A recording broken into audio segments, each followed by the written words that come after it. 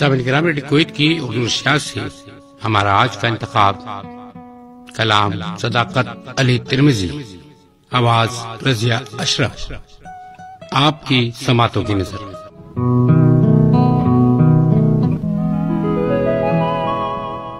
दामन पे लगे दाग मिटाने तो पड़ेंगे, जो कर्ज है आंसू वो बहाने तो पड़ेंगे। कब तक हो जरे वक्त लुट जाने का मातम, आंखों में नए ख्वाब सजाने तो पड़ेंगे।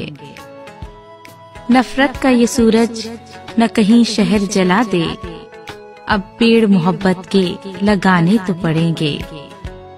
ये दौर दिखावे का है सो इश्क में हमको, जो जख्म छुपाने थे दिखाने तो पड़ेंगे।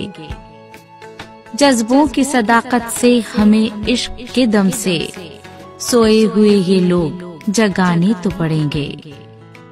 दामन पे लगे दाग मिटाने तो पड़ेंगे, जो कर्ज है आंसू वो बहाने तो पड़ेंगे।